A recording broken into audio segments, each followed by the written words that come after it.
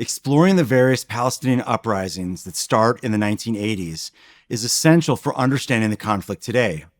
In this chapter, we'll focus on the first Intifada that started in 1987. But before we dive into that, we should name that to really understand what comes next, we must also understand the Six-Day War and how Israel came to control the territories of the West Bank and the Gaza Strip. If for some reason you didn't get to watch those chapters and you're not already familiar with that history, it might make sense to go back and watch them because it will give some important context that will help understand the rise of Palestinian nationalist movements in the territories. From the end of the Six-Day War until the first Palestinian uprising in 1987, Israel adjusted to a kind of new normal where the state controlled these new territories and the Palestinians that lived there. During this period, there was also an increase in the number of civilian settlements, both in the West Bank and Gaza. In this new normal, there may have been tensions on the ground, but Palestinians became an afterthought for many in the Israeli establishment. This all changed during the first Palestinian Intifada in 1987. Intifada is an Arabic word that means shaking off and refers to Palestinian uprisings in the West Bank and Gaza. On December 8, 1987, an Israeli truck driver accidentally caused a fatal accident that killed 4 Palestinians in the Gaza Strip. Rather than being seen as an accident, which it was, rumors spread among the Palestinian population that the driver killed these 4 people to avenge the death of a Jew who was stabbed by a Palestinian a few days before. These false rumors even went so far as to claim that the Israeli driver was a relative of the person who was stabbed. The riots erupted so quickly and organically that it caught the PLO off guard. As the uprising spread, the Palestinian leadership was not only not involved, but they were not entirely sure what was even happening throughout the West Bank and Gaza. The early phase of the Intifada was chaotic and unplanned. Some of the riots were primarily violent, where Palestinians threw stones and Molotov cocktails at Israeli soldiers or lit tires on fire. Other Palestinian leaders were interested in pursuing a nonviolent tactic that had worked for other movements around the world. So the early part of this uprising also consisted of nonviolent strikes and marches that were more acts of civil disobedience than armed struggle against Israel. Over time, though, this changed as more guns and other weapons became part of the fight. Violence became the norm. It's also interesting that some of the early leaders of this Intifada were Western-educated Palestinians who understood how the media worked and wanted to raise international consciousness of the Palestinian cause.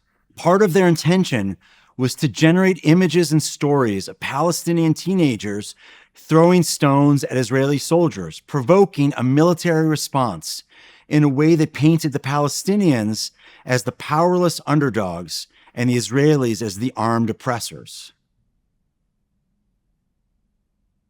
While the uprising started spontaneously, it's worth it to dig a little deeper into some of the tensions that were bubbling under the surface.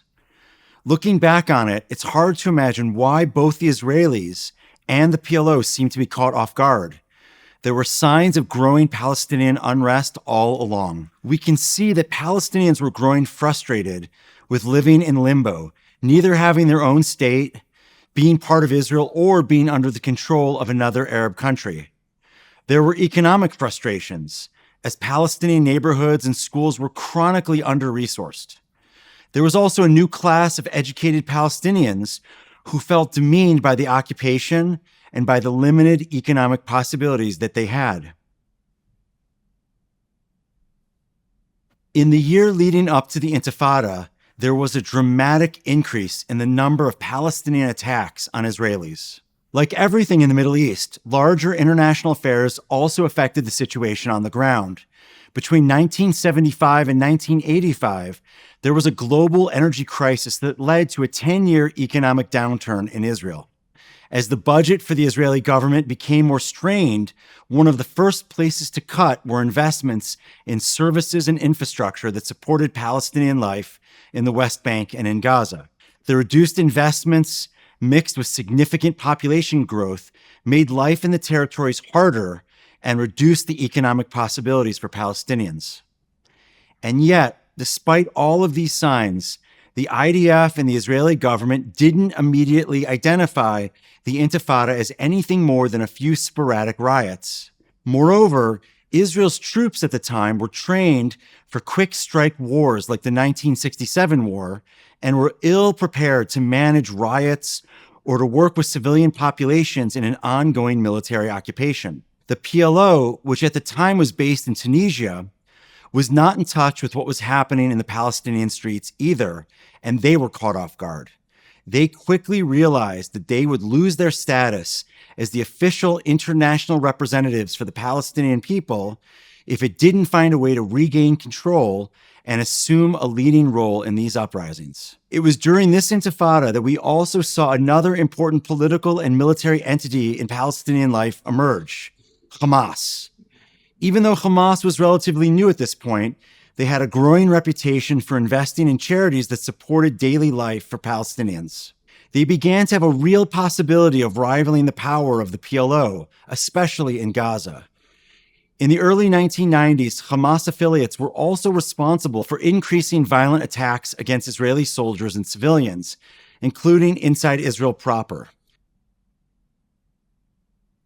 Israel's response was to try to quash these uprisings through harsh reprisals, curfews, closing of the border with Israel, and extensive arrests and jailing of the most important leaders of the uprising. The Prime Minister of Israel at this time, Yitzhak Shamir, a devotee of Zev Jabotinsky and a lifelong member of the Likud party, believed that punishing the Palestinians and increasing Israeli settlements was the best form of reprisals for the Intifada and was the quickest way to restore order.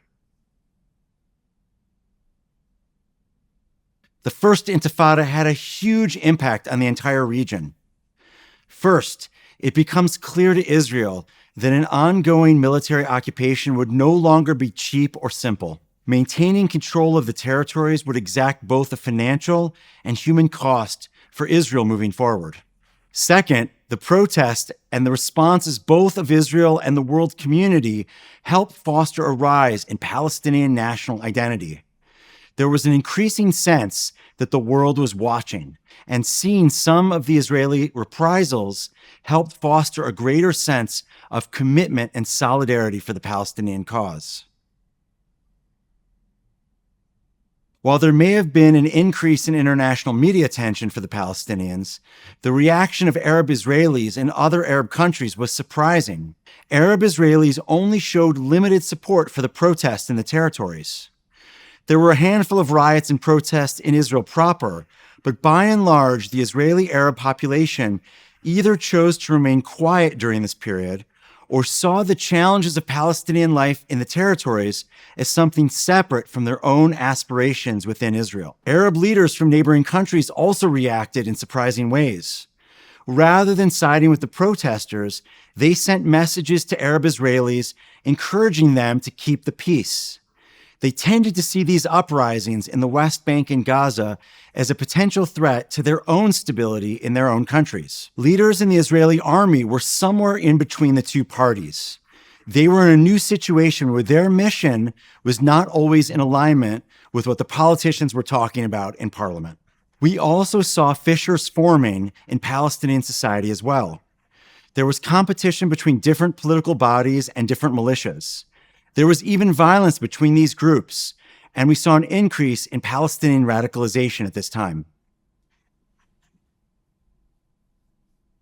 Now that we're grounded in the first Palestinian uprising called the Intifada that happened in 1987, we can move into a deep dive into the birth of Hamas. Both of these chapters in Israeli history are essential for understanding what's going on today.